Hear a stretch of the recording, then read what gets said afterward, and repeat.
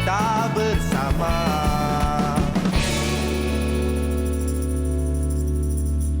Fiona, you tengah buat apa ni? Cantik tak? Cantik, tapi ni hiasan apa ni? Saya pelik betul lah. Pagi-pagi ni Fiona dah buat macam-macam. Ada strawberry, ada orange. Cuba ini cari sikit. bukan hiasan Muaz. Habis tu? Ini saya buatkan bento untuk anak Muaz ni. Anak Muaz satu. Okey. Okey. Anak Fiona satu. Wah. Cuba kita tunjukkan sikit dekat penonton kita kat rumah. Kejap, saya masih lagi keliru. Nama dia apa? Bento. Bento, Kalau kita tengok ni macam bear sedang tidur kan? Kita boleh makan? Boleh lah. Ini memang makanan. Wow. Okey, dengan saya ni macam ada sayur gajah, ada Sayur gajah. anggur. So, kita boleh makan? Boleh. Tapi Muaz percaya ke saya yang buat ni? Okey, yang percaya tu memang tak percayalah. Tapi sekarang ni, ini khas untuk kanak-kanak. Dan saya pernah tengok tau. Saya pernah dengar juga orang cerita mengenai bento ni untuk memberi selera kepada anak-anak kita makan. Betul. Kejap lagi hari ini kita akan ajar anda macam mana nak buat makanan untuk anak-anak kita lebih menarik. Sebab maklumlah, bukan senang kita nak pujuk anak-anak kita nak makan sayur terutamanya. Sebab saya percaya ramai ibu bapa kat rumah kan memang pening kepala lah nak sediakan makanan untuk anak. Tiap-tiap hari fikir, macam mana ni nak bagi mereka makan, nak buat makanan anak-anak lebih menarik kan? Betul, saya setuju. Sebab daripada awal lagi kita kena terapkan rasa nak makan sayur. Jangan jadi macam saya, dah besar susah nak makan sayur. Mungkin sebab daripada kecil dulu susah nak makan kan.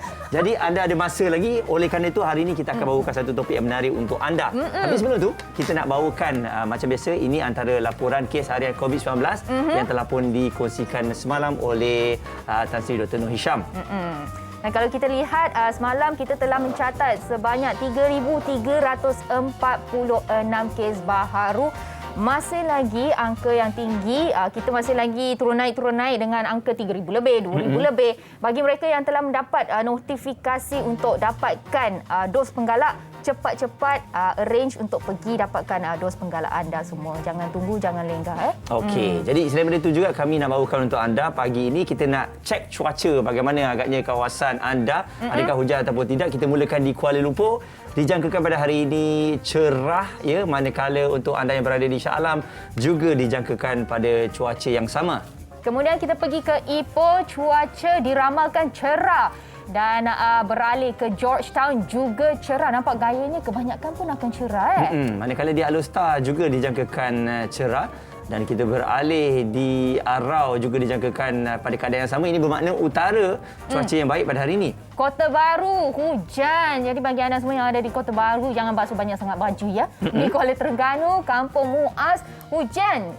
Kalau kita beralih pergi ke Kuantan, cerah. Okey. Jadi ini keadaan di Pantai Timur. Seterusnya di Johor Bahru dijangkakan cerah. Kita beralih ke selatan pula.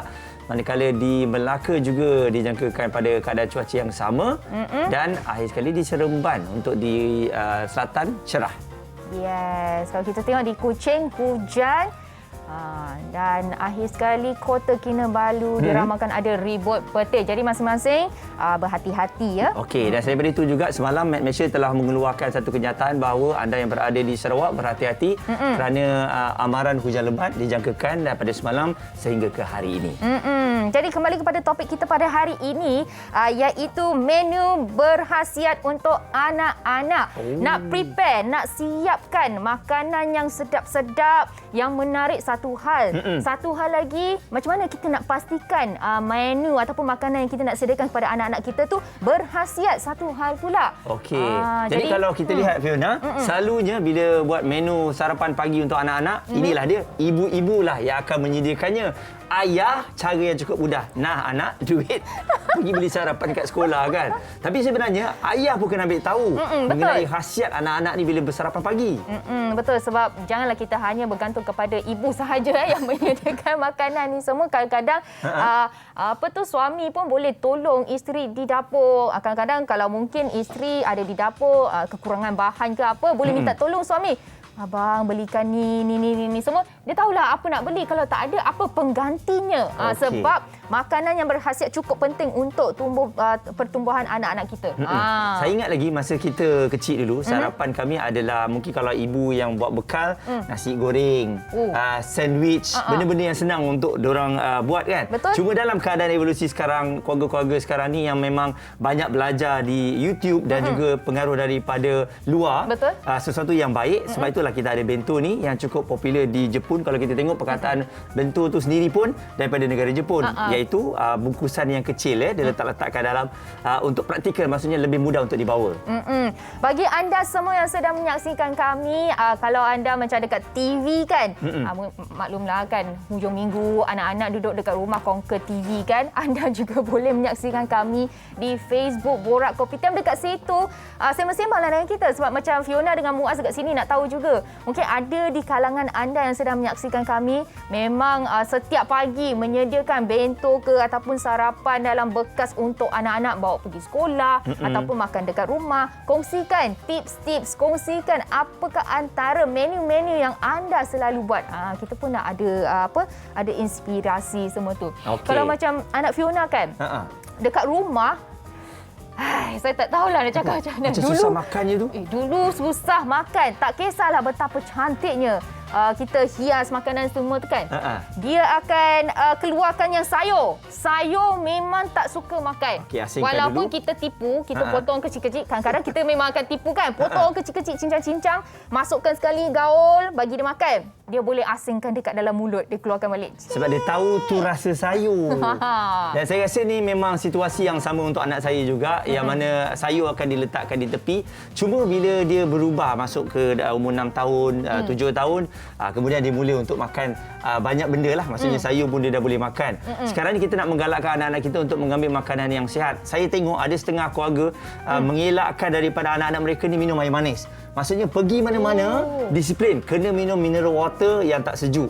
Jadi saya rasa kalau kita terapkan anak-anak kita tak boleh minum manis, mungkin ianya boleh dibuat. Tapi kalau dah terlambat, maksudnya 7 tahun baru nak buat, 8 tahun baru nak buat, tu sedikit ada cabaran. Yang tu mungkin personal point of view bagi anda semua yang kat rumah, mungkin boleh komen sikit juga. Kalau bagi Fiona macam tak adalah terus menghalang macam tu. Macam kita akan bagi minum sedikit bolehlah. Ada kesederhanaan lah, jangan semua tak boleh kan, tak bagus juga. Betul. Tak cukup zat lah, nanti mereka tak dapat rasa lagi lah. Lain kali nampak tu kan, sorok minum. Kita tak nak benda tu terjadi. Jadi kejap lagi kita nak bacakan komen-komen anda yang ada di Facebook. Jadi kongsikan pendapat anda bersama dengan kami ataupun pengalaman anda bersama kami di ruangan komen. Sekarang ni kita nak rehat sebentar, nak hias lagi bento ni. Alright, jadi untuk anda jangan lupa terus bersama kami. Hari ini menunya menu berkhasiat untuk anak-anak kita. Kembali selepas ini di Borak Kopitiam.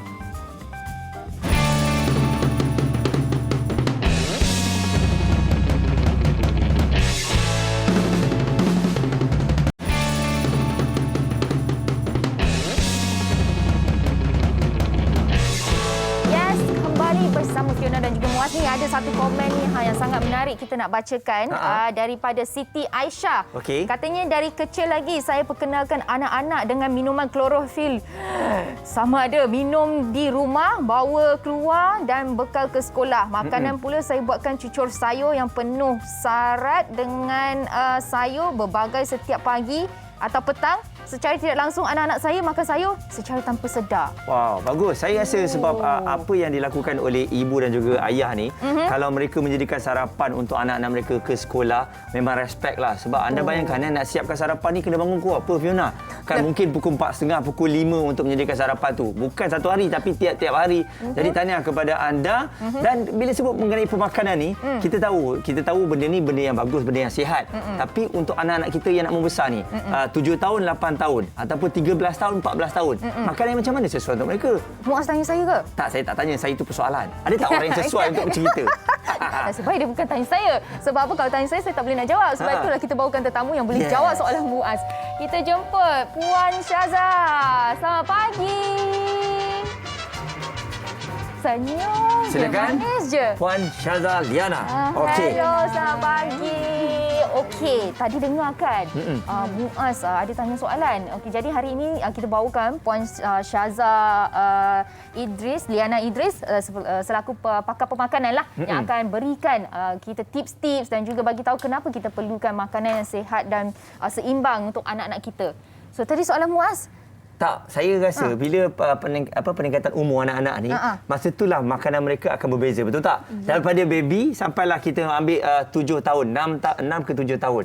Jadi setiap tiap waktu tu makanan mereka akan berubah. Cuma ibu bapa ni mungkin terlepas pandang ataupun terlupa. Dia kata macam apa yang anak dia nak kita beri je lah, tak ada masalah kan sebab diorang nak besar. Jadi adakah itu betul? Kita mengikut saja apa yang dimaukan. Okey, terima kasih soalan tu. Okey. Sebenarnya kalau ikutkan dari segi panduan dia lebih kurang je sama, iaitu kita ikut panduan piramid makanan Malaysia. Tapi kita perlu tahulah yang apa tu dari segi kalori. Keperluan kalori ni berbeza ikut umur. Sebagai contohlah kalau baru 6 bulan macam tu kita hanya galakkan penyusuan ibulah sepenuhnya untuk memastikan anak kita mempunyai mendapat nutrisi yang secukupnya. Tapi bila dia dah masuk umur 1 tahun hingga 3 tahun, kalori dia punya keperluan kalori pun berubah dalam 1100 hingga 1200 kalori. Dan lelaki, kanak-kanak lelaki lebih lagi kalori daripada perempuan. Bila dah 7 tahun lagi banyak kalori diperlukan sebab seiring dengan pembesarannya. Tapi lah selalunya mak-mak ni kita tak tahu, ikut saja apa yang anak-anak nak kan. Yelah, tapi sebab kadang-kadang anak macam bising kan, macam bagilah. Kalau bagi tu dia senyap, maksudnya daripada kecil dia boleh makan durian. Makan je lah durian. Kan lah, sebab itu buat dia happy. Tu kita nak kena tengok tu adakah sesuai dengan tumbuhan mereka ataupun tidak kan. Tapi boleh tak bagi antara contoh-contoh kan, apakah zat-zat makanan yang penting untuk pertumbuhan anak-anak kita? Okey, terima kasih Fiona. Okey, ikutkan kita ada 2 kategori nutrisi, iaitu makronutrisi dan mikronutrisi. Untuk makronutrisi ialah karbohidrat. Ini penting untuk tenaga kita. Protein, protein penting untuk kita punya tumbesaran otot anak-anak kita. Dan juga kita perlukan lemak. Lemak ni nampak kita rasa dengar lemak macam jahat kan. Tapi kita kena tahu lemak ni ada lemak baik. Dan lemak ni mempunyai fungsi tersendiri untuk pembentukan hormon dan sebagainya. Bila cerita pasal mikronutrisi pula, kita perlu tekankan dari segi pengambilan sayur dan juga buah-buahan. Inilah selalunya saya rasa masalah untuk ibu-ibu nak kenalkan kan. Struggle is real lah kan Fiona. Bagi tahu ini sayur dah lari dah. Belum lagi nak suruh dia makan. Ini sayur. Dia tengok hijau je dia lari lah. Dia tengok kan. Okey. Jadi macam mana kita nak nilai pertumbuhan anak-anak kita ni? Maksudnya mereka ni membesar dengan betul dengan pemakanan yang betul. Okey, saya rasa semua ibu bapa dapat buku pink ataupun buku biru kan. Sebenarnya kat situ dah ada graf carta tumbesaran anak kita. Kita boleh tengok sama ada berat dia sesuai tak untuk umur dia, panjang atau tinggi dia sesuai tak untuk umur dia, dan juga BMI sesuai tak dengan umur dia. Sebab kita kena tahu sekarang ni rakyat Malaysia kita tengah berdepan dengan masalah bantut. Kanak-kanak boleh katakan 1/5 kanak-kanak Malaysia mengalami masalah bantut. Bantut ni kita kata tak seiring lah perkembangan dia. Sebab itulah kita mungkin ibu bapa dia terlampau ikutkan kehendak anak-anak. Tengok anak-anak nak makan tu dia membagi tanpa fikir apa zat dalam makanan yang diberikan tu. Adakah hanya lemak semata-mata atau cukup? Selalunya saya perhatikan kurang protein, kurang sayur dan juga buah-buahan. Okey, berbalik kepada sayur dan juga buah-buahan. Mungkin kadang-kadang ada setengah ibu bapa yang fikir macam okey, sebab sekarang ni kecil lagi, kalau dia tak nak makan, tak apalah, nanti bila dah besar dia makanlah kan. Boleh ke macam tu? Dan kenapa kalau tak boleh, kenapa pentingnya terapkan sejak kecil? Okey, sebenarnya kalau ikutkan kajian, bila kita start earlier, kita memperkenalkan sejak kecil, lagi mudah sebenarnya anak-anak tu nak terima. Kiranya start je dia dah boleh makan makanan pepejal tu 6 bulan tu, kita dah introduce dah. Sayur-sayuran, buah-buahan, pelbagai kan. Saya tahu bukannya mudah tapi kita kena cuba. Okay, sebagai contohlah, kalau ikutkan kita galakkan sesuatu makanan yang baru tu, kita kenalkan sampai 12 kali. 12 kali ni pun ada peringkat dia. Contohlah mula-mula jangan terus kita introduce sayur terus. Contohnya kita nak introduce carrot kan. Jangan terus kau carrot terus. Kira anak makan. Terus memang dia Rasanya reject. macam tu langkah pertama yang Anak Albert gigit. salah dah. Rasa dulu. Dia terus tahan nak. Kalau ni sebab kanak-kanak dia nak explore dulu. Dia nak main dulu, dia nak tengok dulu kan. Selalunya kita mula dengan contoh buat cekodok tadi. Dia buat cekodok kan. Bagus dah. Mula kita letak dulu dalam cekodok sebagai contoh yang dia tak nampak sangat. Kan lepas tu kita slowly buat dan dari segi orang kata dah nampak bentuk dia tapi campur dengan sayur-sayur lain ataupun campur dengan bahan-bahan lain. Dia, next step dia dah boleh terima barulah inilah sayurnya. Di penerimaan tu pun perlu kita ada step by step Jangan tu. terkejut lah. Jangan terkejut. Macam kita yang dewasa pun kadang-kadang bagi benda tu terus makan, kita pun terkejut, kita pun nak try juga. Tapi jom kita letakkan antara ranking buah-buahan dan juga sayur-sayuran favorite untuk anak-anak kita yang boleh kita perkenalkan kepada mereka. Ini berdasarkan Syazah mesti dah tengok dah list-list. Okey, bagi makanan ni ataupun sayur ni mesti dia orang boleh makan kot. Kita cuba yang ni dulu. Okey, selalunya yang paling mudah ialah sayuran yang bukan warna hijau lah. Of course. Kan, of Contohnya? course. Contohnya carrot. Okey. Itu sebab rasa dia pun lebih manis kan. Tapi untuk kalau sayuran hijau, selalunya saya akan galakkan perkenalkan brokoli juga dulu. Brokoli pun antara yang menarik lah, yang senang untuk dia pegang. Ini pun Pegang macam tu makan? yes. Dan lagi kalau dia masih lagi umur orang kata bawah 2 tahun, masih lagi explore, sangat penting sebenarnya. Sebab bila kita sebut tentang makanan ni, dia bukan soal pemakanan semata-mata. Dia soal sensory juga.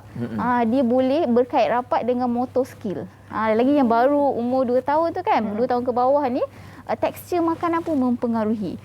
Sebab daripada awal kita tak kenalkan, mungkin bila dia dah besar, dia susah untuk terima tekstur makanan. Sesuatu tekstur makanan, dia nak yang keras je ataupun yang lembik je. So, penting untuk kita perkenalkan pelbagai tekstur makanan juga. Okey, sebab topik kita hari ini adalah menu berkhasiat untuk anak-anak. Jadi selain daripada sayur, buah-buahan, susu juga merupakan antara makanan yang berkhasiat dan juga penting untuk anak-anak. Mungkin Puan Syazah boleh bagi tahu macam dari umur berapa kita kena stop minum susu ataupun sebenarnya kita kena teruskan sampai besar untuk anak-anak kita. Okey. Sebenarnya tujuan untuk kita minum susu ni ialah untuk dapatkan sumber kalsium. Jadi nak kata wajib tu bergantung kepada cara pemakanan anak kita. Kebanyakannya sumber kalsium ialah yang paling mudah ialah produk tunusu lah. Susu ke, keju ke, kan yogurt ke. Semua ni adalah produk tunusu. Okey, kalau memang anak kita tak suka minum susu, dia suka makan cheese. Then okey. Asalkan dia punya keperluan kalsium tu mencukupi. Kita galakkan 1 hari untuk kanak-kanak yang sedang membesar, ambil 1 hingga 3 gelas susu sehari. Ataupun dalam 2 keping cheese 1 hari. Ataupun yogurt 3 cawan, 2 hingga 3 cawan yogurt. Okey. Jadi kalau kita tengok ada juga ibu bapa yang risau bila anak-anak dia tak nak makan, tapi susu saja dia nak minum. Jadi adakah okey tak? Maksudnya kalau macam saya sebagai bapa ni, tak apalah janji dia minum susu, okeylah. Kalau ibu mak ni tak no, boleh. you kena makan. You kena makan. Habis saya tengok dia dah berperang 2 orang macam tak apalah bagilah dia susu. At least dia minum dia kenyang. Okey ke susu saja? Okey, memang betul tau ada kes ni. Ada yang sampai umur 4 tahun memang tak nak makan. Memang betul? nak minum susu je. Okey, bukannya nak kata tak boleh. Macam saya kata, tekstur makanan ni mempengaruhi motor skill anak-anak juga. Okey, bila susu ni memang dia ada boleh katakan komplit lah makronutrien. Tapi dari segi mikronutrien tu agak kurang. Macam susu formula sebagai contoh pun sampai 2 tahun je sesuai. After 2 years kita gak susu biasa saja. Okey, sebab itulah sangat penting untuk kita kena pasti perkembangan anak-anak. Jangan biarkan sampai umur 4 tahun kita biar aja anak kita minum susu je. Sebab ini boleh katakan kita boleh kena pasti mungkin dia ada masalah kita panggil seperti autism lah, ya, sensory. Kita kena beza juga antara anak yang picky eater, yang memilih makan, dan moody eater. Sebab ada setengah semua cakap anak saya picky eater. Lain, picky eater ni kita ada 4 iaitu kita boleh tengok dari segi sensory nombor 1. Sensory ni maksudnya dia nak yang rangup je kadang-kadang. Yang lain dia tak nak. Ini mungkin satu tanda warning sign lah. Okay? Yang kedua ialah dia suka satu jenis makanan je. Nak roti je, tak nak nasi. Ataupun nak nasi je, tak nak lain dah. Okay? Yang ketiga ialah dia perfectionist. fetch ni maksudnya nak kena persembahan tu sama tiap-tiap kali makan. Okey. Kau lain sikit, tak nak. Yang keempat ialah bila dia ni macam belum sempat rasa, dah tolak dah. Kalau moody eater, dia rasa dulu. Bila dia tak suka, dia tolak. Itu beza. Ataupun moody eater ni maksudnya dia bila dia dah hari ni dia makan, esok dia tak makan. Itu moody eater. So kenapa kita kena tahu antara beza dua ni? Sebab bila kita tengok anak kita lebih kepada picky eater, kita kena terus berjumpa dengan pakar lah, sama ada nutritionist, dietitian ataupun occupational therapist, OT dan juga pediatrician lah. Okay, untuk kita monitor perkembangan dia. So makan ni pun boleh antara orang kata tanda-tanda awal mungkin anak kita ada masalah sensori. Tak tahu pula macam tu. Rupanya ada sebabnya. Ada bawa anak-anak kita jumpa pediatri, jumpa nutritionist dan sebagainya. Macam anak Muaz macam mana? Anak saya rasa lebih kepada moody lah. Hari ni dia nak, esok dia tak nak. Sesuka hati dia je kan. Sama lah kita. Kan? Saya dah buat macam-macam gaya dah kan. Kadang-kadang saya persembahkan Joget makanan tak? tu dah jadi clown dah. Joget tak? Masa surf? Apa saya tak buat? Saya dah jadi baby shark dudu-dudu. Saya bagi kat daripada dia betul. Sama lah masa mula-mula Fiona introduce bagi makanan solid kepada anak Fiona kan. Tiap-tiap hari dia memang berbeza dia punya mood dia. Bila kadang-kadang dia makan, kadang-kadang tak makan sampai dah. Sama kan? Kepala dah macam mana ni kan? Jangan kata anak nutritionist pun masalah juga. Tak, sebab tu ayah dia cakap, tenang, tak apa. Susu dia. Minum susu. Aduh, jadi kita jangan macam tu. Kita tak boleh macam tu kan. Ya, kita kena kenalkan, pelbagaikan. Kalau boleh, kalau dah besar sikit, boleh kita involve dia dalam persediaan makanan tu supaya dia lagi excited macam dia yang masak. Ataupun bila kita shopping, ajak dia sekali shopping. Itu antaralah cara Involvement kan. Mungkin penonton kita mesti ada soalan nak tanya kan. Puan Syazah boleh kongsikan Instagram. Jadi mereka yang ada soalan boleh terus ajukan kepada Puan Syazah. Okey, untuk sesiapa yang nak bertanyakan tentang pemakanan, ya, saya buat live sebenarnya setiap pukul 4 di Instagram Syazah Nutritionist, Facebook Syazah Nutritionist dan juga TikTok Syazah Nutritionist. Boleh tengok setiap pukul 4 dan bertanyakan soalan di situ, insyaAllah. Dahsyat lah sekarang pukul 4 dah ada program dia tak? Dia bahas. Luar biasa. Bila ada media sosial sebegitulah kita gunakan sebaik mungkin. Terima kasih Puan Syazah di atas perkongsian itu tadi. Jadi kepada anda semua dengan apa yang kita kongsikan tadi, jangan risaulah mengenai anak anda kerana sama. Kita lebih kurang sama. Cuma kita kena cari jalan penyelesaian untuk berikan anak kita tu selera makan. Roti canai dia suka tak? Kadang-kadang anak-anak kita suka tak roti canai terbang? Roti canai terbang? Yes. Anda bayangkan kalau roti canai terbang tu budak-budak yang buat. Rasa-rasanya budak-budak makan tak? Makan kot. Menarik ni. Macam mana gayanya? Budak-budak terbangkan roti canai. Ni kalau anak saya tengok tak tahulah dia nak terbang sekali ke apa.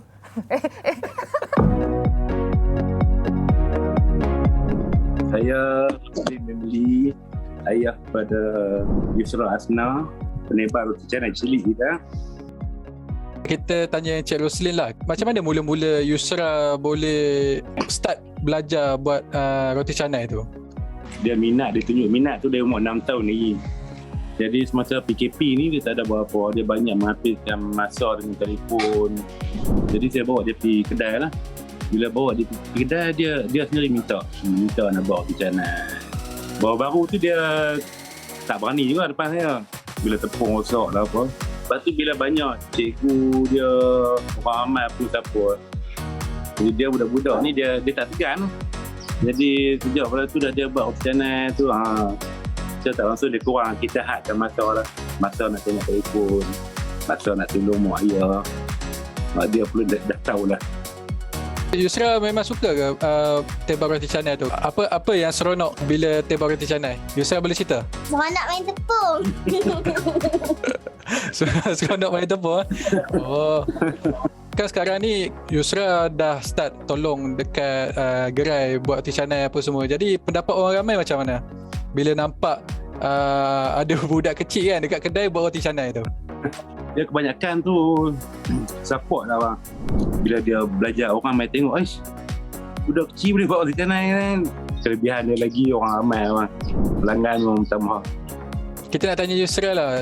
Yusra nanti bila besar nanti apa cita-cita Yusra? Nak berniaga. Nak berniaga apa? Buat roti canai.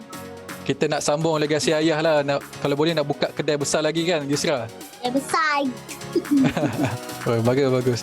Apa yang Encik Roslin nak tengok lah Yusra bila jadi besar nanti? Harapan saya supaya dia jadi orang yang berguna lah. Ayah tu bukan nak suruh hang kerja bawa channel kan. Cuma nak bagi ada pengalaman. Bila ada pengalaman ni bagus kata adik. Esok-esok adik keluar universiti kata tak gaduh nak tunggu kerja, boleh buat channel tu. Kalau dapat kerja. Jadi saya tak tekan dia. Sebab masalah dia tak tekan lah dia tu. Nak atur dia jadi apa-apa ada. Terima kasih Cik Roslin, terima kasih Yusra sebab sudi luang masa dengan kita pagi ni. InsyaAllah nanti kalau ada apa-apa nanti abang nak datang lah berseri. Rasa roti canai Yusra boleh? Mainlah makan roti. Okey, insyaAllah. Adik buat sendiri. Bye.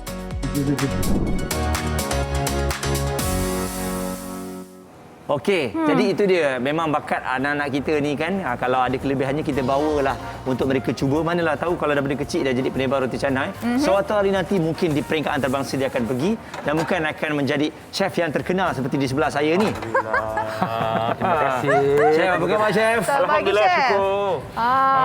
Chef hari ni datang ke set Borak Kopitiam ni sebab nak ajar kita untuk buat menu makanan yang sihat. Yes, betul? simple. Ya, betul. Okey, so kita dengar macam ada dua makanan, dua menu yang berbeza. Saya akan buat satu Moroccan kebab. Okey. Satu lagi saya buat burger. Chef, kalau kita tengok bila menu-menu yang sihat ini, adakah menu ini sesuai untuk anak-anak kita ataupun golongan dewasa pun boleh makan sekali? Sebenarnya apabila kita buat menu, the most important nutrition value. Macam ni protein. Okey. Protein ni good untuk menambahkan tenaga. Ini potato, karbohidrat. Yang ini vitamin. Must be balance. Okey. Sebagai contoh, saya masak burger, saya gunakan nenas. Nenas ni untuk potong dia punya kolesterol. Gitu. Bermakna you kena tahu buat menu engineering. Itu cara dia. Semua tu kena study dulu sebelum nak masak. Bukan masak baru study. Tak, kena study dulu sebelum masak. Study dulu baru Yeah, masak. you should know. Okey. Oh no. Okey, jadi macam tadi chef cakap chef akan buat dua menu yang berbeza. Satu adalah beef pineapple slice. Okey. Satu lagi beef burger. Okey, kita buat dua dia serentak ke? Dua serentak. Okey, Sebab takut masa tak cukup. okey. Yang ini kita pakai minyak apa ni? Olive oil. Olive oil. Minyak zaitun. Kenapa kita pakai Minyak olive oil? zaitun ni sebenarnya minyak paling terbaik. Dia berasal pada Gunung Tuk Sina. Minyak ni dia berfungsi untuk mencairkan lemak-lemak dalam badan. Oh. Ya. Sebab Minyak tu ni chef untuk dia boleh- mahal sikit tapi dia berkualiti je. Yes. Soal makan kita jangan kedeput. Sebab apabila kita sihat macam-macam kerja kita boleh buat. Kadang-kadang kita ni rumah besar tapi makan pakai minyak RM2. Ayo. Berkira pasal makanan. So now I buat country style saute potato. Okey. Okay. Very simple. Ubi kentang ni direbus dulu. Okay. Then I add some garam. Okey. Garam yang terbaik kita gunakan garam bukit. Then saya gunakan a bit sugar. Nak bagi balance. Pedas sikit paprika. Then saya masuk mix herb. Parsley and rosemary. Herb ni menambahkan rasa Aroma saja. Aroma saja. Okey, sebab vitamin dia ada dekat sini, kat depan ni. Belum masukkan lagi. Okey, tapi kalau kita tengok kan, vitamin ada orang cakap macam makanan yang mengandungi vitamin ni tak boleh masak terlalu lama. Takut vitamin D hilang. Betul. Sebab tu teknik saya masak ni teknik saute. Teknik saute ni dia tak melebihi 3 minit. Macam burger ni kan tengok kita masak. Burger ni nipis. Burger ni pula cara nak buat dia very simple. Ni chef buat sendiri? Yes, daging dikisar. Lepas dikisar, binding agent ni kita masukkan telur. Kita masukkan chop garlic, chop onion, kita goreng separately, baru kita gaul dengan dia. Kita lenyit-lenyit lah. Siap lah. Macam buat murtabak. Simple and straightforward. Saya tak tahu pun rupanya begitu senang. Saya nak bagi petua pada di rumah, jangan cucuk-cucuk. Okey. Bukan cucuk-cucuk tu tak senang masak ke je? No. Bila cucuk-cucuk, hilang dia nutrition value, hilang darah kemanisan ni semua hilang. Oh lama. Dia tak boleh cucuk-cucuk. Salah buat lagi tu sebelum Kalau ni. ikut American style, last minute boleh seasoning. Ini American style. Kenapa Sebab last apa? minute baru kita Dia nak rasa pure daging. Okey. See? Tapi macam chef tadi cakap, jangan kita nak cocok-cocok untuk cek dia masak ke tak. Dan macam mana kita nak tahu? Macam mana tahu dah masak belum chef? 3 minit. Memang confirm. Medium. Well done 4 minit. Medium rare 2 minit. Itu sebenarnya kemahiran lah. Skill lah. Talk about skill. Okay. Potato dah hampir siap. Okey. Then I add a fresh rosemary. the fresh rosemary, dapatkan aroma dia. Kita tengok tak oily sangat. Tak masuk banyak sangat. Jangan masuk. Kenapa saya masuk lambat? Sebab apa saya tak nak minyak zaitun ni dia nanti dia punya nutrition akan habis. Okey dah. Okey, dan saya angkat. Saya angkat ini untuk saya serve dengan kebab. Dengan kebab nanti. Oh, letak tepi dulu. Tak dulu. Okey. Kalau kita tengok patty yang chef buat tu kan, yang itu daging kan? Daging. Boleh tak kalau kita buat dengan ayam ke ikan? Ayam ke sayur ke pun boleh. Semua jenis daging boleh? Boleh. Chef, kalau yang dah sedia ada chef selalunya burger yang dah siap tu kan. Apa beza dia chef? Okey. Burger yang dah siap tu, dia tentulah nak simpan lama, tentulah mempunyai bahan pengangit. Lepas tu dia ada campur bahan pewarna. Jadi seloknya kita buat sendiri lebih baik. Sebab benda tu, burger yang kita ada sekarang ni, dia punya ketahanan dia mungkin 1 year dah, setahun. Ini kita buat. Tapi benda ni, kalau kita buat fresh, dia tahan lebih kurang dalam 3 hari. Kecuali kalau kita dalam ni kita bosam tomato ke apa kan. Walaupun kita letak petas 3 hari je ya? 3 hari. Kecuali kita frozen. Tapi kalau kita frozen, dia dah ada kandungan ais. Isi tengok tebus garam kemudian. Tebus gula kemudian. Tebus paprika. Yang ini memang sesuai untuk anak-anak makan juga? Ya, sebab apa untuk anak-anak, menu untuk anak-anak, kita kena letak dia berwarna-warni. Bila kita serve kena nampak apa orang kata? Kena nampak menarik lah buat anak-anak makan. Jadi burger saya dah hampir siap. Kan? Jadi saya masak pun medium. Saya tak masak dia terlampau overcook sangat. Bila overcook dia dry. Bila dia dry dia apa? Tak sedap. Kurang enak. Kurang enak dia tak ada juicy dia. Tengok macam saya ni, saya tak pakai bahan perasa. Straight away saya pakai garam, gula, desol. Macam chef, macam mana kita nak rasa? Maksudnya chef ialah nak secukup rasa tu, secukup rasa yang macam mana? Kalau tanya chef tu kan, masin ada, manis ada, balance dengan hujung lidah kita tu. Okey. Tapi kadang-kadang manusia ni rambut sama hitam. Tapi ada yang suka makan masin, ada yang suka makan masam, you know. Tak balance. Sebab apa? Masakan ni adalah satu subjektif, bukan objektif. Okey, you see? Dah hampir siap. Last, saya bubur zat untuk tulang pula. Cheese. Cheese ni sebenarnya baik untuk menambahkan tenaga. Takkan cheese. Saya buat double burger tau. Okey. Jadi bila ini makan ni, orang kata mau kenyang lah. Confirm kenyang ni. Confirm kenyang lah. Tapi kebanyakan anak-anak kita pun memang suka dengan burger. So ini adalah burger yang kita boleh katakan burger yang healthy lah kan. Jadi ayah separuh, anak separuh. Tapi boleh share-share lah. Boleh share. Chef, macam kadang-kadang kan ada setengah ibu bapa, kebanyakan ibu lah kan. Memang kalau masak untuk anak-anak makan, dia memang tak nak bagi letak garam langsung. Memang terjadi dekat dalam rumah Fiona. No. Garam mesti ada. Garam sebenarnya nak balance balik. Garam mesti ada. Amalan Nabi Muhammad SAW kita, seloknya sebelum tidur, 1 bite garam. Bangun tidur, calik garam dulu. Lepas tu minum air. Sebelum tidur, 1 gelas air suam, 30 minit. Bangun tidur pun 1 gelas suam. Garam is very important to neutralize balik. Jangan tak makan garam. Silat.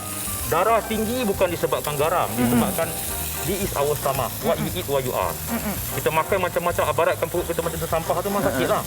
Tapi kalau kita tahu kontrol value dia, insya-Allah tak sakit. Jadi jangan percaya kepada Google. Jangan percaya kepada Google. Cari-cari garam tak baik untuk kadang-kadang kita anak-anak. baca online, baca sendiri, dia jadi info overload. Tak ada. Sebab tu kita beritahu kepada anda ini antara cara-cara untuk menjadikan makanan yang sesuai untuk anak-anak kita, cara yang mudah dan juga yang paling penting adalah dari segi kesihatannya. Okey, siap. Letakkan cheese, siap. Okey, saya letakkan nice pineapple. Right. Then nak bagi dia acidic, sedikit acidic. Buah tomato sebenarnya buah anti racun dalam badan. Sebab tu kalau tengok orang Arab muka dia lawa-lawa, gebu-gebu macam muka sebelah kau ni lah cantik kan. Happy-nya hari ni. Jadi amalan dia banyak makan sayur. So, patutlah berbeza. Beza. You pun handsome. Saya tak suka makan sayur, Chef. Aduh, hai. Okey. Now I go double burger. Ha. Okey. You see? Double Very burger. nice. Kalau Muaz buat ni macam mesti jatuh patty dia. Confirm. Ini kalau double burger kat luar Chef RM25 Chef. Kalau kat hotel saya RM30. Ha. Saya sekarang tengah buka hotel. Steady Chef. wow. Kan? Tapi Ada pun kalau tak ada. kita nak cuba tak ada masalah sebab tu hari ni Chef berkongsikan antara menu-menu dia. Kan? Dan kalau kita tengokkan sepanjang proses ni buat ni, chef terangkan tadi dari buat patty dia pun sebenarnya tak adalah susah. Tak susah, Mana tak ingatkan susah. susah nak buat patty ni? Tak ada. See, I put back pineapple. Dan baru I letak cheese sauce. Oh. Yang ni macam banyak cheese, tak ada tak macam terlalu banyak ke? Tak ada, sebab tak terlalu banyak. Sebab cheese ni sebenarnya sekarang ni trend. Kita bila masak ni kena ikut trend. Saya bos sesame mustard dressing. Oh. Sesame mustard dressing sikit. I bos some smoked barbecue sauce. Jadi bila kita makan untuk anak-anak ni, kita kena ada kelainan. Betul. Kan? Kadang-kadang kalau kita serve makanan yang sama je dekat Boring. anak-anak kita, itulah yang jadi anak kita tak nak makan. Dia dah Yalah. bosan sebab budak kecil, anak-anak kecil ni tengah membesar, tengah nak explore makanan. Lepas tu kalau untuk anak-anak yang suka makan pedas, kita masuklah pedas sikit. Budak-budak sekarang pandai makan pedas. Macam cucu saya pun suka makan pedas. See, Oh ya. Mengalir. Chef, Ya. satu je lah. Saya daripada dulu duduk tanya-tanya. Kalau kita makan double burger ni sebenarnya, Ya. cara pemakanan ni macam mana? Adakah dengan memotongnya ataupun makan dengan normal burger? Silap. Ha. Actually burger ni maksud dia sandwich. Okey. Sandwich ni bread and butter and filling is sandwich. Kena makan macam ni. Setengah orang pergi hotel, konon nak tunjuk style. Yes. Makan burger, potong. Orang gelap. Salah. American style makan burger is one bite. Or even berisa muak macam tu sekali. Tak dapat Tapi chef, saya Ya. ada satu masalah. Setiap kali kalau saya tengok burger yang tinggi, besar, banyak patty, saya jadi automatically takut. Saya jadi macam Takut bersepak, suami saya makanlah. Tak tahu macam mana nak gigit. Sebenarnya you should know gigit tu ada style dia, ada cara dia kan. One you kena find the corner to bite. Jadi inilah cara sebenar makan burger. Bukan kata nak potong-potong. Saja saya buat dia terkeluar macam ni supaya nampak more freshy, nampak macam nak makan. Okay, this burger. Then my kebab is ready. Alright. Okay, my kebab ni is ready. Right. Oh. Kalau pagi-pagi dah memang dah ada mak You bapak see? yang masak macam ni. Betul. Anak-anak bangun pun seronok. You tau. see? Ha. Very healthy. Okey. Not overcooked. Ubi kentang ni saya rebus dulu. Bila saya rebus, masak dia cepat. Tak masuk dia. Anak-anak dah duduk kat meja, bagi 3 minit, you masak-masak terus serve. Ini tak boleh serve sejuk-sejuk, tak sedap. Kena serve 5 minit sebelum dia orang datang, baru you buat. Because kalau saya dah katakan tadi, nak masak ni 3 minit up. Medium. Well done, 4 minit up. Macam ni pun dah siap. Just I put on top. Kita buat ala-ala makan kat rumah. Tak payah go presentation sangat lah. Betul. Jadi anak-anak tengok, wah ada selera. Tengok saya put on top. Makan kat Yeah. rumah pun cantik macam ni. Yeah. Ni sebab chef buat. Kalau kita buat, kita kabur. Okey, gini you all pakar tentang bercakap. That is my skill for orang kata for 35 years Yeah. buat kerja ni. Now kita garnish sedikit dengan nice simple rosemary. Just one side. Bila tak garnish, jangan letak in center. Letak one corner je. Ni tips untuk ibu-ibu juga. Ni kita buat ala-ala makanan kat rumah lah. Taklah full presentation sangat. Ni dah apa siap. Kalau nak rasa, boleh rasa. Jadi untuk anda semua, bila dah buat macam ni masak, anak-anak ni kalau makan kena appreciate lah ya. Jangan bila makan kata tak sedap, ya kita rasa dulu sebab bagaimana ketekunan ibu bapa nak masak ni, nak menjadikan menu sihat untuk anak-anak. Betul tak chef? Okey. Kalau tanya saya lah. Kalau dia kata chef tak sedap lah chef, macam mana? No. As a chef, I never comment about people make food. Okey. Because makanan yang bersih bermula dengan bismillah berselawat, dia akan melahirkan insan yang mula. Okey. Kalau macam isteri saya takut nak masak dengan saya. Okey. Ayang masak sedap lah ayang masak sedap. Tapi wadul ayang masuk sedikit garam. Okey. Jangan bila you kata tak sedap. Hei, jangan. Sebab makanan yang bersih akan diproses di dalam suci, maka lahirlah insan-insan yang mulia. Jadi masak daripada hati dan jiwa. Kalau kata perempuan tak ada mood nak masak, jangan masak. Makan kat rumah. Masak kena ada mood. Betul. Masak kena ada mood. Sebab itu, the best chef in the world, ibu-ibu yang kat rumah. Yeah. Macam nak jadi chef Sabri, you kena kreatif. Cooking is art. Betul. The best chef in the world is our mother and our wife. But the way they cook must cook from love. Ya Allah, ya Tuanku, bagilah suamiku sihat, maka supaya dia tak cari lain. Bahaya tu. Okey. Jadi chef, inilah dia menu kita hari ini. Terima kasih sekali lagi kepada Chef Terima Sabri. kasih, Chef. Okey, jadi bagi anda semua yang dah tengok ni, nanti mungkin boleh try buat. Lepas try buat, tunjukkan kepada kami di social media, Instagram Okey. dan Facebook Chef, tag kita. macam mana chef kalau nak rasa boleh lah sekali hotel chef tu. Chef hotel tu. Apa dia? Hotel-hotel yang chef masak Okey. tu. Kalau nak rasa, insya-Allah saya akan buka hotel ni Demak Idea Hotel. Okey. Akan dibuka daripada bulan puasa. Wow. Target mai bulan puasa. Room akan buka pada bulan Jun. Tapi target bulan puasa. Saya sebagai konsultan. My responsibility, design the hotel, get the staff, buat semua-semua ni and pass to the chef. Tahniah chef sekali lagi setelah berpuluh tahun. Inilah dia hasilnya. Terima kasih chef. Alhamdulillah. Yang sentiasa bersama dengan kami di Borak Kopitiam. Ya, sentiasa kasih, berkongsikan Chef. pelbagai menu. Terima kasih chef. Saya lupa nak beritahu. La Bamba Chicago, Milano, that is my trademark. Yes! Tunggu nak chef cakap tu. Okey, jadi untuk anda semua, ada perkongsian yang kami nak bawakan. Ini jangan lupa untuk menyaksikan kejohanan Squad Up Antenna yang memperkasakan isukan wanita di serata Asia Tenggara yang dibawa oleh Facebook Gaming dan juga IGN Southeast Asia. 3 negara yang berjaya ke peringkat seterusnya, Malaysia, Indonesia dan Filipina, bermula 7 hingga 15 Januari 2022 pada jam 12 tengah hari hanya di Facebook IGN South Asia ya. Southeast Asia. Jadi follow ya FB IGN SEA ya sekarang, dan untuk kejohanan antarabangsa sebanyak RM41,000 yang ditawarkan. Jadi kepada anda yang minat, jangan lupa untuk menyokong kejohanan Squad Up Antenna. Yes. Alright. Mas, nanti saya balik training dulu lah. Saya pun nak jump. Yelah, ni untuk wanita awak sesuai ni. Isukan. Ya, sambil masak tu, kemar, tembak. Tapi sekarang ni saya nak try dulu. Okey, nak makanan try. yang chef masak. Okey, Anda semua jangan ke mana-mana. Kembali selepas ini dengan macam-macam perkongsian lagi. You nak try kan? Silakan.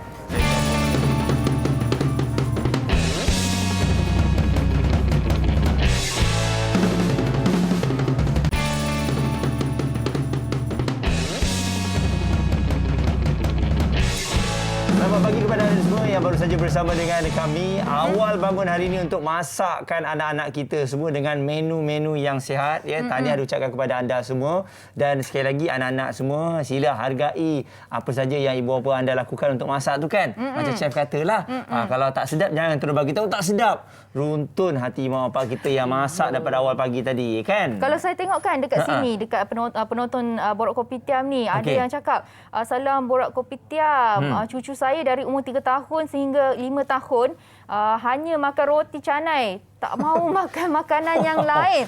Dia juga suka minum teh macam orang dewasa.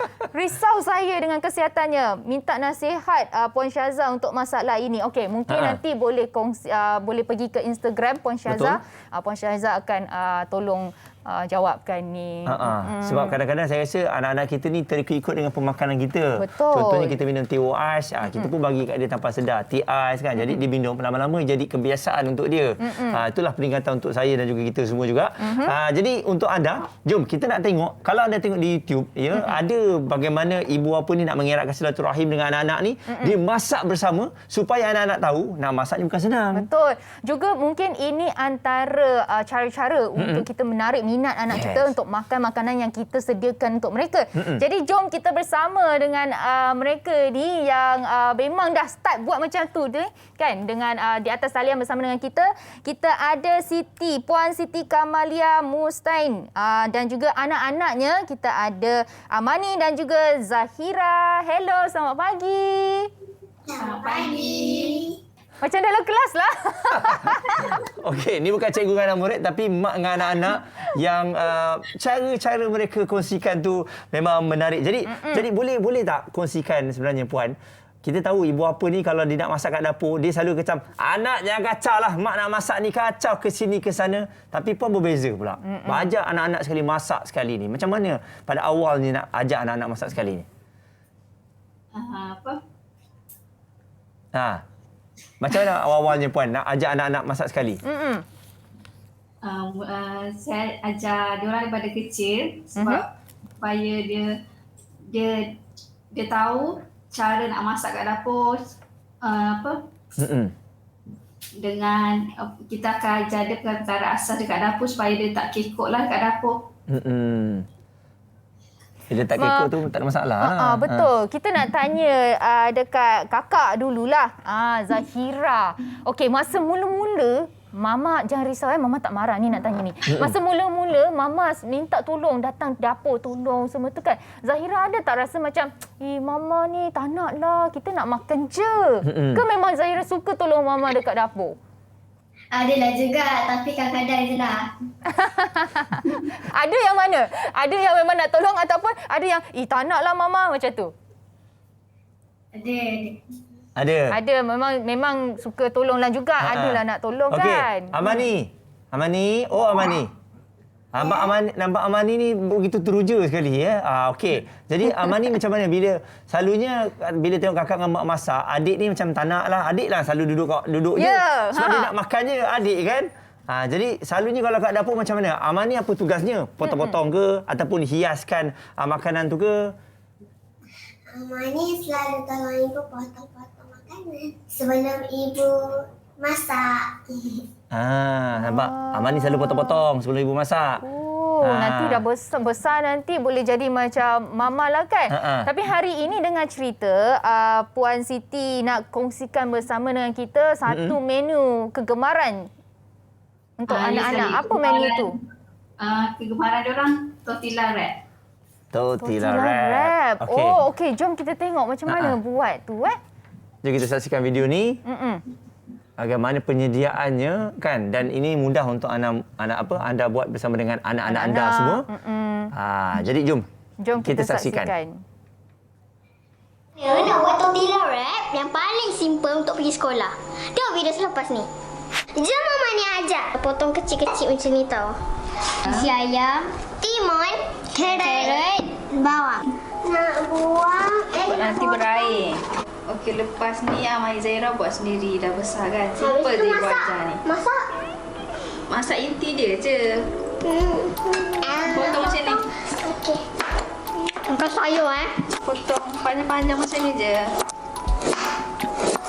Minta bantu ibu apa yang nak buat.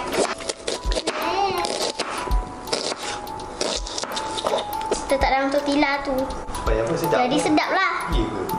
Ya ke? First sekali kita masak ayam dulu. Ni sikit. Tahu tak Amani? Susah sangat untuk budak-budak. Ni lah cara dia kawan-kawan. Dia pun baru nak masak belajar. Bukannya pun tak dengar pun. Pak je semua. Senang. Masak dia dari sikit lah. Sedap ada. Pakai sos McDonald je. Nanti Aisyah datang nak makan ni. Ini macam sekejap chapati. Cantik. Zahira masak mestilah cantik. Letak sini. Dia sekejap je. Panas sekejap je. Kalau nak cheese tu nak. Awalnya Boleh ke letak cheese? Kalau letak coklat boleh? Coklat. okey. Zahira tak boleh dulu tahu. Kawan Zahira kata boleh letak cheese. Ni kan, lepas tu ni. Tak nanti. Okey. Lepas tu lipat kan. Agak dah. Okey. Dah agak dah. Lepas tu pusing kan. Kecil comel. Kan, senang je. Dah siap dah. Ambil pinggan. Pinggan. Bismillahirrahmanirrahim. Allahumma barik lana fima razaqana wa qina azabannar. Amin. Baru nampak ada seorang lagi adik dia yang akan masuk dalam geng nanti nak masak. Tapi standby, dia masih kecil lagi. Tadi saya dengar ada suara ayah yang selalu ikut video ya. Dengan ayah biasa. Bagus. Ayah satu keluarga pun support. Tapi buat dengan Fiona tadi tengok bukan main lagi Amani kalau dalam video cakap banyak sangat sekarang ni malu-malu Yang hari ni dia nervous sikit. Nervous. Kalau kita tengok kan dekat YouTube channel Puan ada banyak jenis makanan yang dikongsikan. Selalunya kalau kita tengok kan makanan yang Puan sediakan ni adalah pilihan Puan sendiri ataupun anak-anak punya pilihan? Biasanya saya akan tanya lah dia punya pilihan sebab Zahira ni suka western, yang Amali ni dia suka macam ala-ala kampung sikit. Depends lah. Ayo, pening. Ada dua cita rasa berbeza. Zahira ni jadi tak kisah, semua dia makan. Kalau Amali dia agak memilih sikit. Okey. Jadi, yelah bila dah masak ni semua kan, bagaimana agaknya dari segi ibu bapa ni selalunya masa tu, nak masak, masa tu memang memainkan peranan lah. Jadi macam mana puan membagikan masa untuk nak masak, nak layan anak lagi, nak ada kerja-kerja lain lagi. Biasanya saya akan bagi masa lah. Contoh kalau macam saya tengah jaga adik Ahmad Zahira, saya akan minta tolong Zahira potong kupas bawang ke, untuk Amani potong sayur ke. Jadi nanti saya tinggal nak masak aje. Mungkin boleh kongsikan tak apakah antara cabaran sebab mungkin macam kalau Fiona sendiri, kalau time ada anak dekat rumah nak masak semua tu, cabarannya adalah bila kita dekat dapur, anak kita akan mami come here, tarik ini semua. Ada tak pernah berlaku dekat puan macam tu dekat rumah? Cabaran memang ada lah. Biasa kalau nak masak tu dia akan gaduh lah. Kalau kita suruh potong sayur, dia pun nak potong juga. Ada tak yang berebut nak tolong ibu kat dapur. Yelah kan. Sebab diorang ni beza berapa tahun ni? Zahira dan dengan Amani. Setahun. Zahira dah jalan 6 tahun ni, Amani dah jalan 5. Gap tak jauh. Sebab tu rapat dia diorang ni, ada tak yang bergaduh juga masa nak masuk? Dan maklumlah YouTuber sekarang ni, ada tak macam akak ni cakap banyak lah, adik tak cakap lagi. Biasalah kalau buat itu memang akan bergaduh. Yelah, bukan senang. Yang kita tengok tadi tu memang yang dah siap diedit. Sebab tu nampak cantik je. Tapi apa-apa pun tahniah kepada puan sekeluarga. Sebab ini cara yang sangat-sangat baik lah untuk kita sama-sama bonding time dengan anak-anak kan. Betul. Jadi mungkin bagi anda yang nak tengok lebih banyak resepi lagi, anak-anak masak dengan ibu lagi, mungkin puan boleh kongsikan YouTube channel puan. Apa nama YouTube channel puan? Amani Zahira. Amani Zahira, senang je type. Gini Jangan lupa subscribe guys. Cuba bagi sikit ayat macam dekat YouTube tu. Ada tak ayat dia? Tagline ke? Apa ni? Contoh macam Assalamualaikum kawan-kawan, welcome back to Amani Zahira channel. Thank you. Terima kasih puan. Terima kasih Zahira dan juga Amani. Rajin-rajin, okey? Alright. Jadi itu antara contoh yang baiklah kita boleh lakukan. Tapi itu salah satu je. Mungkin ada cara yang berbeza. Ibu bapa buat macam-macam aktiviti masak dengan anak. Tak sempat di YouTube kan. Tapi video tu disimpan untuk kita punya simpanan sendiri. Betul. Ini Fiona pula ada satu benda menarik nak kongsikan bersama dengan anda. Iaitu iTV ataupun iTelevision. Okey, jadi untuk episod 1 ini tema dia adalah landscape. Apakah? Jom sama-sama kita saksikan.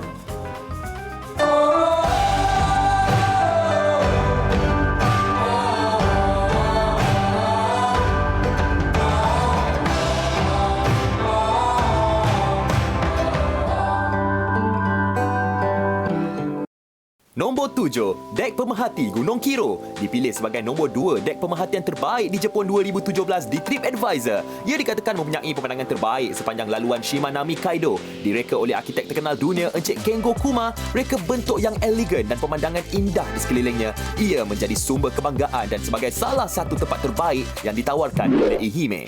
Nombor 6, Lembah Omogo. Kawasan pemandangan yang ditetapkan secara nasional, sebuah lembah dalam yang terletak di kaki bukit Gunung Ishizuchi, gunung tertinggi di barat Jepun. Mempunyai sungai yang sangat jernih, suasana berubah dari musim ke musim. Merupakan pemandangan yang popular untuk berlawan. Semasa musim panas yang hangat, anda boleh menikmati aktiviti menjelajah ngarai di sana. Nombor 5, Iwayaji. Jika ada satu kuil yang patut anda lawati di Ehime, Iwayaji lah kuilnya. Berada di atas bukit setinggi 700 meter di atas paras laut, ia dicipta oleh Kobodaishi, pengasas ziarah Shikoku. Dikatakan ramai Sami menghabiskan masa untuk melatih diri dan jiwa mereka. Ia adalah tempat pemandangan dan taman semula jadi yang ditetapkan secara nasional. Nombor 4, matahari terbenam di stesen Shimonoda. Hanya 1 jam perjalanan dengan kereta api tempatan dari ibu kota Ehime. Ia dikatakan sebagai salah satu tempat fotogenik yang popular di Jepun. Stesen ini juga selalu digunakan sebagai lokasi penggambaran bagi filem dan juga drama. Ia adalah sebagai salah satu stesen yang mempunyai pemandangan laut yang terbaik di seluruh Jepun. Nombor 3, Tanah Tinggi Shikoku Karst. Dataran tinggi yang besar di antara wilayah Ehime dan Kochi bertatakan sikapan batu kapur. Karst biasanya dikaitkan dengan gua dan batu kapur. Ia dikatakan sebagai karst terbesar di Jepun. Anda akan melihat pemandangan lembu tenusu sedang meragut. Padang hijau yang luas terbahagi dengan laluan jalan telah dipilih sebagai salah satu daripada 100 jalan yang popular di Jepun. Nombor 2, Cape Sada. Terletak di titik paling barat Shikoku, semenanjung yang paling sempit di Jepun. Terletak di atas tebing di hujungnya ialah Rumah Api Cape Sada. Orang ramai menyebutnya sebagai Rumah Api Cinta atau 88 pemandangan terbaik Shikoku. Menara putih yang indah dan berhadapan dengan laut biru dalam adalah pemandangan yang menakjubkan. Ia juga dikatakan sebagai tempat paling dekat dengan matahari terbenam. Nombor 1, Ishizuchi. Gunung ini berketinggian 1982 meter, menjadikan gunung ini adalah gunung paling tinggi di Jepun Barat. Salah satu daripada 100 gunung popular di Jepun dan salah satu 7 puncak suci di Jepun. Popular sebagai power spot, satu tempat yang memberi tenaga rohani. Ia adalah lokasi wajib dilihat untuk semua pelawat yang datang ke Ehime. Untuk maklumat tentang Ehime, kerajaan jingga Jepun, sila layari www.japaneseorange.com. Okey, jadi kita semua tahu anak-anak kita ada yang dah ke sekolah, ada yang bakal bermula sesi sekolah. Jadi nak bagi makanan dekat anak kita, nak prep makanan tu memang menjadi satu masalah. Jadi hari ini kita bawakan solusi kepada anda. Okey, kita bawakan cara-cara nak buat bento bagi ibu bapa supaya nanti dah macam anak-anak kita bukan saja minat makan makanan berkhasiat, tapi ibu bapa pun rasa seronok prep bento. Kebetulan tadi cerita pasal Jepun, bento ni pun asalnya daripada Jepun. Jadi sebab tu kita ada Wati yang akan berkongsikan kepada anda macam mana cara nak buat. Saya dengan Fiona bila tengok cara awak buat ni, saya je letih. Tak tahu kenapa. Sebab ya Allah, tekunnya dia ni. Jadi Wati mungkin boleh kongsikan macam mana pada mula-mulanya nak buat ni. Saya rasa bukan sekali dua terus jadi ni. Okey, kan? pada mulanya tu asal dia kena ada minat lah. Minat? Dari minat tu kita cuba, dia tak terus jadi cantik. Okey, kita cuba yang mudah-mudah dulu. Tapi bila hari-hari buat, baru dia akan jadi lebih menarik lah, ceria kan. Tapi persoalannya, pukul berapa Wati bangun untuk prepkan ni, bento ni? Bangun tu tak awal sangat. Biasanya 5.30 baru bangun. Tapi kita sediakan malam ataupun di hujung minggu. Boleh macam tu. Tapi biasanya untuk sediakan satu ni, berapa banyak masa kita perlukan? Betul. Lebih kurang 15 minit ke... Ya, 15 minit ke 30 minit sahaja. Saya tak percaya lah. Saya sebagai bapa, saya tak akan percaya. Tak percaya saya kita nak buat Wati sekarang. buat betul-betul 15 minit. Saya nak set ni. Boleh. Okey, hari ni nak buat apa Wati? Hari ni kita nak buat muffin telur. Kita nak buat dekor karakter bear. Okey, jom. Okay, kita start Okey, mula kita masukkan rambut bear. Sayur dulu. Apa yang paling penting, semua barangan dia adalah makanan-makanan ni adalah makanan yang sihat. Betul. Itu base dia. Kalau saya kita tengok banyak semua sayur mesti kena ada. Sayur kena ada. Buah, protein. Okey. Okey, kita sediakan asas dia dulu. Sebab kita nak dalam satu bento ni kita nak dia padat. Kalau dia tak padat, nanti bento ni dia boleh larilah. Betul. Sebab tu kita nak buat, Fiona, jangan buat depan anak ya. Sebab kalau tidak dia akan request, yang hijau tu tak nak. Susah macam tu. Tapi sebenarnya kan sebab topik kita hari ini adalah makanan menu berkhasiat untuk anak-anak kita. Jadi kalau kita tengok dekat sini kita ada bento. Jadi apakah antara khasiat kita buat bento ni? Khasiat buat bento ni dia cukup nutrisi lah. Ada karbo, ada apa? Sayur, buah, fiber, vitamin C. Oh, okey. Lepas tu macam tu je okey, kita masukkan, kita letak keju. Cheese. Okey. Sebab maksudnya saya rasa pada awalnya kita dah kena ada satu gambaran dalam bekal ni apa yang kita nak letakkan. Kita kena plan dari awal lah. Betul lah persediaan tu kan. Kalau tidak dia tak boleh jadi bear. Tapi masalahnya kan, dari mana Wati dapat inspirasi? Sebab kalau kita tengok banyaknya bentuk, ada gajah, ada bear, ada Humpty Dumpty. Okey. Inspirasi ni dapat dari ni spaghetti tau. Itu spaghetti. Kita nak buat telinga dia. So kita maksudnya boleh makan ya. Tapi ni spaghetti anda. Okey, tak boleh makan. Muas nak sahkan. Dia tak percaya sebab, lagi.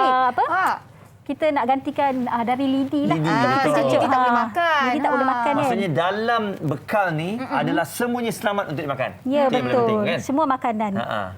Rasanya itu antara faktor-faktor yang penting kalau kita nak sediakan makanan untuk anak-anak kita. Pastikan semua benda boleh dimakan dekat dalam. Okey. Dah nampak sikit. Dah nampak dah bentuk Bear. Betul. Okay. Yang ni kita tak nak bagi dia lari. Okey. Lepas tu kita letak sedikit mayonis. Ah. Okay, macam ni. Okey, macam mana ni? Kalau Fiona lekat ni dah jadi hidung sengit. Okey, lepas tu ni kita nak buat mata dia dari buah anggur hitam. Saya rasa benda ni semua boleh dibuat dengan menggunakan sayur-sayuran dan juga buah-buahan. Ya, betul. Bentuk ni kan.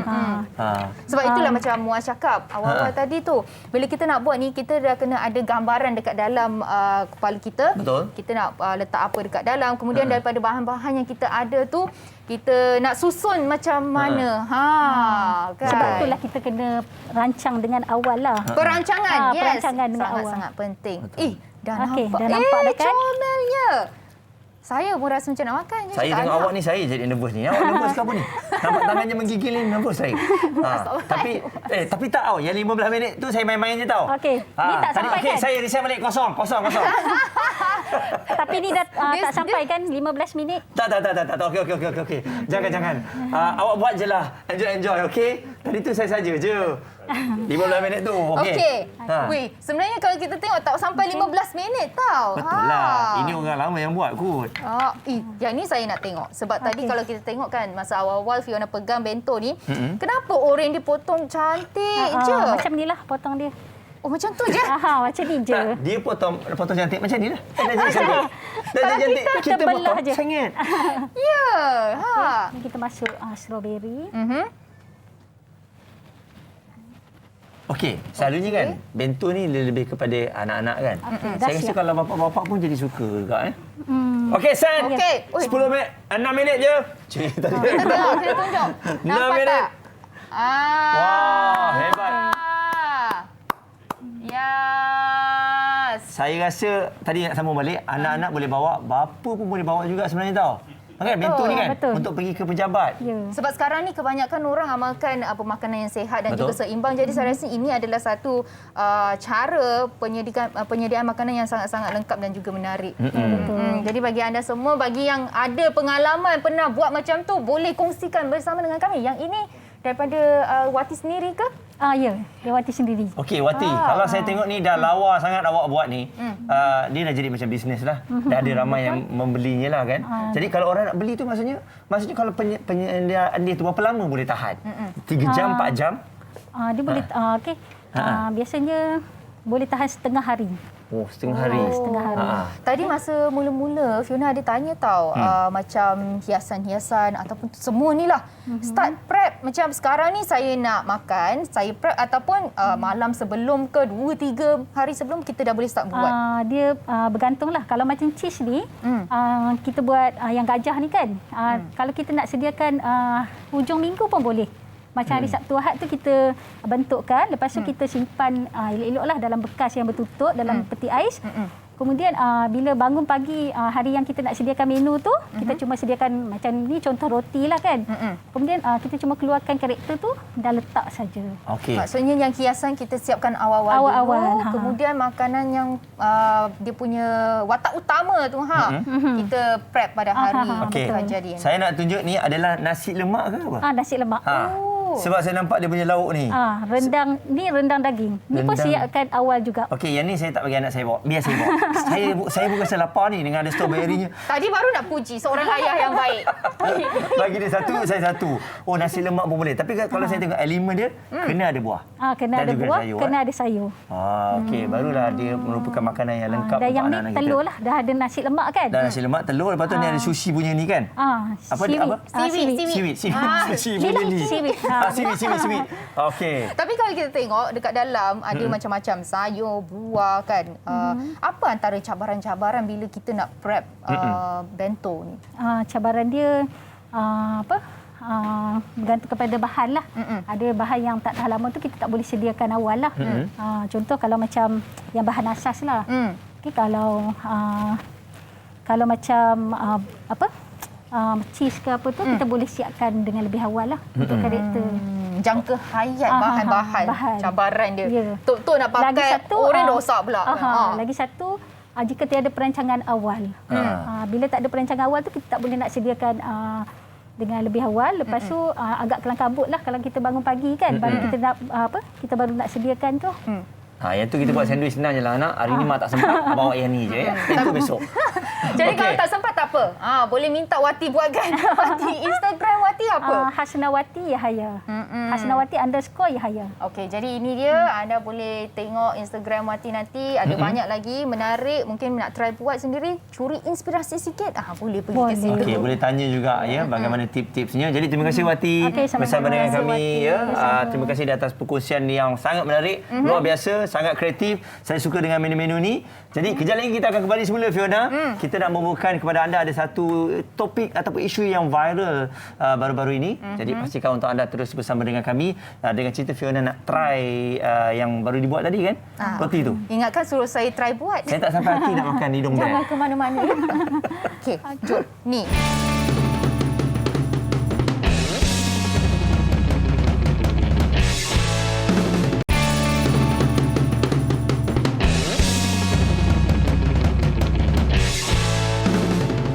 Selamat pagi untuk anda yang bersama dengan kami. Tadi kita dah berkongsikan pelbagai menu yang sihat untuk anak-anak kita. Jadi kita harapkan sedikit sebanyak dapat memberikan input kepada anda yang masak hari ini untuk anak-anak supaya anak-anak kita ni membesar dengan baik, sebab dari makananlah akan menjadikan mereka insan-insan yang hebat. Betul. Dan kembali kepada tadi Muaz sebelum kita berehat untuk iklan.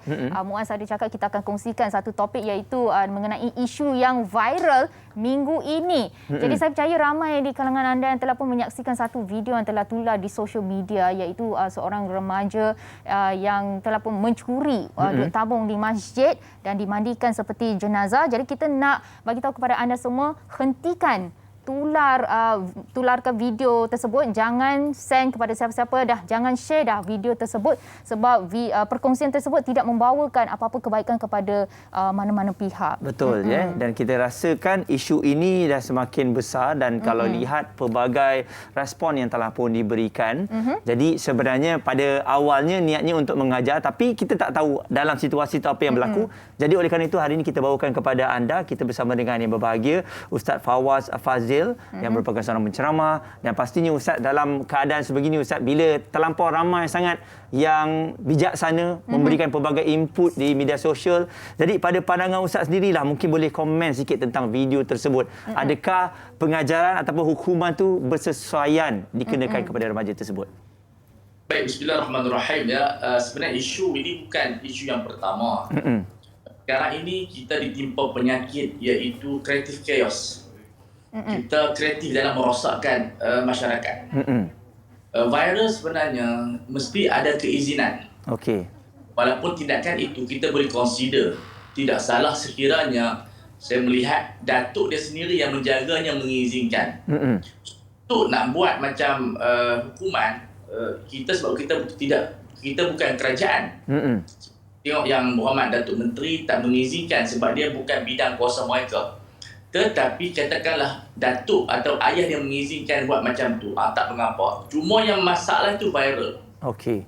Sebab itu kita tak bersetuju apa jua bentuk viral yang boleh mengaitkan. Tak kira lah kalau kita nak tunjuk kedai itu ke, individu ke, orang bergaduh ke, tiba-tiba kita viralkan.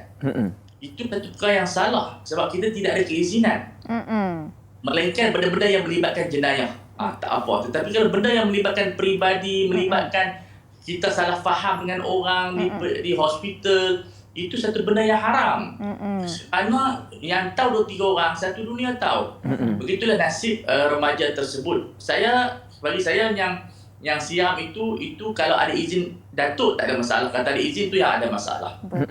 Okey, cuma bila viral sedemikian itu mengaitkan. Memanglah dia isap dadah dan sebagainya. Cukup kita bawa ke balai polis. Tetapi apakah kesalahan untuk diaitkan satu dunia? Ya. Ini yang saya tak tekaskan. Jangan untuk rating viewer kita sanggup mengaitkan orang lain. Jadi satu benda yang kita namakan sebagai creative chaos. Untuk mendenda dan menghukum itu bidang kuasa kerajaan dan bidang kuasa seorang ayah. Tapi ayah pun ataupun datuk pun dia ada benda yang tidak sampai kepada mencederakan. Makna sekadar untuk mendidik dan seumpama dengannya. Imam Syafi'i pun berkata, kalau orang tu tak nak belajar, sembahyangkan jenazah dia 4 rakaat. 4 takbir. So, tidaklah salah untuk buat macam tu. Cuma yang salah itu viral. Viral itu salah sebab apa kepentingan signifikan kita tahu benda tu. Cukuplah datuk dia setuju dan pihak editor masjid untuk didik mereka, cukup. Tetapi kenapa perlu diviralkan? Itu yang menjadi masalah dan isu. Jadi kita tolak tepi isu viral, tolak tepi dulu sebab kita nak tanya satu soalan ni dari segi hukuman. Kalau kita tengok kan pengajaran yang diberi kepada remaja tersebut, apa pandangan Ustaz? Adakah pengajaran tersebut betul wajar diberikan atau macam mana? Ia boleh jadi betul dan boleh jadi salah. Kalau dia mendapat izin daripada datuk dia, datuk kata buatlah bagi dia sedar sikit, tidak mengapa. Tetapi kalau tidak dapat izin daripada datuknya, sepatutnya dihantar ke balai polis. Sepatutnya. Itu dia punya tipun dia punya tertib dia. Betul. Sebab untuk menghukum orang, kita perlukan wilayah. Maksud dia mesti ada keizinan daripada pihak berkuasa. Kalau ada keizinan daripada pihak berkuasa, setakat kita nak bagi gempak dia, tidak ada masalah sebagai satu pendidikan. Tapi itu bukanlah satu bentuk hukuman. Itu hanya dalam bentuk nak bagi dia sedar kalau mati macam tu.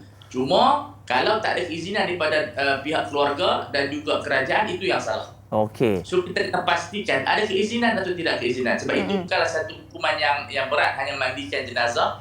Tapi kalau ada pukul, itu tidak boleh. Kalau ada pukulan, kalau ada paling kurang untuk ikat sementara ke balai polis sahaja. Okey. Sebab dia pun terlibat dalam aktiviti dadah. Jadi untuk sementara waktu itu kita bawa ke balai polis, ikat dahulu. Cuma kita dengan berlebihan. Sebab itu syariat tidak mengizinkan untuk menghukum penjenayah dilakukan oleh individu ataupun orang yang tidak ada tauliah daripada pihak berkuasa. Kerana dia akan tempatkan berlaku perkara yang tidak diingini. Misalnya, kalau seseorang itu membunuh, kita ahli keluarga tak boleh bunuh dia. Kena lapor kepada pihak berkuasa, biar pihak berkuasa yang uruskan. Kerana kalau kita buat secara peribadi, dia akan menimbulkan ketegangan macam sekarang ni.